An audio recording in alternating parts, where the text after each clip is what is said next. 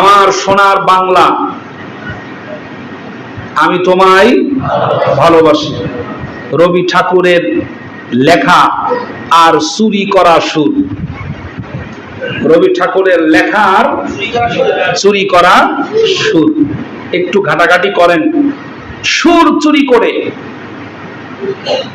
গান লিখে সেইটা আমাদের উপরে চাপিয়ে দেওয়া হয়েছে জাতীয় সঙ্গীত হিসাবে। আমাদের দেশের কিছু নায়ক গায়ক সুশীল সমাজের লোকেরা জাতীয় সঙ্গীত গাচ্ছে, আহারে চোখ দিয়ে পানি ঝরতেছে, কি কান্নাটা কাঁদতেছে। আমি দেখে দেখে মনে মনে ভাবলাম, এরা কাঁদছে কি জাতীয় সঙ্গীতের জন্য নাকি রবি ঠাকুরের জন্য? কারণ রবীন্দ্রনাথ ঠাকুর তো মামুর বাড়ির লোক, মামুর বাড়ির লোকের প্রতি একটা আলাদা টান থাকবে, এটাই স্বাভাবিক। ওটার টানকে বলা হয় নারীর টান। কিসের টান? নারীর টান। আমার করুণা হয় সেই সব সুশীল সমাজ শিল্পী, গায়ক আর নায়কদের প্রতি যারা জাতীয় সঙ্গীতের লাইন গাইতে গিয়ে চোখের পানি ফেলে ভারতের প্রতি এবং রবীন্দ্রনাথ ঠাকুরের প্রতি শ্রদ্ধা জ্ঞাপন করছে। এদের সামনে হাজার সন্তানের লাশ দেখে তারা এক ফোঁটা চোখের পানি ফেলে নাই। যখন টাঙ্কির উপর থেকে অর্ধমৃত সন্তানকে পুলিশরা টেনে টেনে নামাচ্ছিল, এটা দেখে তাদের চোখে পানি পড়ে নাই। যখন জীবন্ত মানুষকে পিকআপ ভ্যানের উপরে জিআই তার দিয়ে বেঁধে পুরায়া সরকার করে দিয়েছে, এদের চোখের ভিতরে তখন পানি ছিল না। এত মানুষ মারা গেল, এত অত্যাচার হলো, নির্যাতন হলো, এই সুশীল সমাজের চোখে তখন পানি ছিল না। এখন জাতীয় সঙ্গীত গাচ্ছে আর চোখের পানি ফেরাচ্ছে।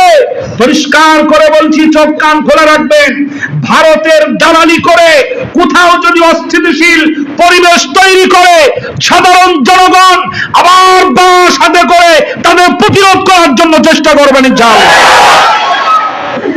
এরা দেশকে অস্থিতিশীল পরিবেশ তৈরি করতে চায় ভারতের বীজ রোপণ করে।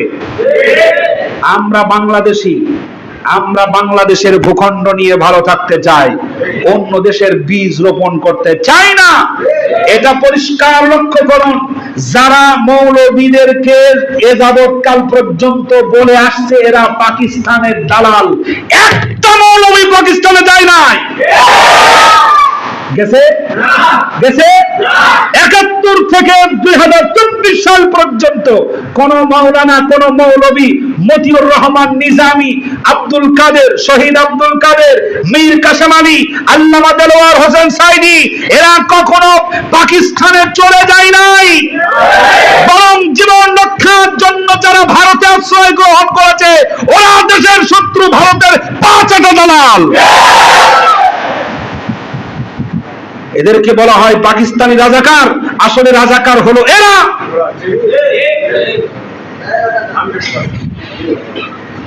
প্রিয় বন্ধুগণ, এই সুশীল সমাজ, এদের প্রতি নজর রাখা লাগবে।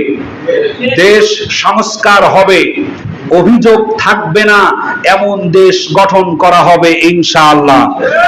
কিন্তু সে পর্যন্ত আপনাদেরকে ঐক্যবদ্ধ থাকতে হবে দেশের স্বার্থে। কিসের স্বার্থে? দেশের স্বার্থে। ছোটখাটো দ্বন্দ্ব ভুলে গিয়ে এক কাতারে আমাদেরকে সামিল হতে হবে। এক কাতারে মজবুত হয়ে থাকতে পারবেন তো ইনশাআল্লাহ? মাসলাকের দ্বন্দ্ব ভুলে যাবেন।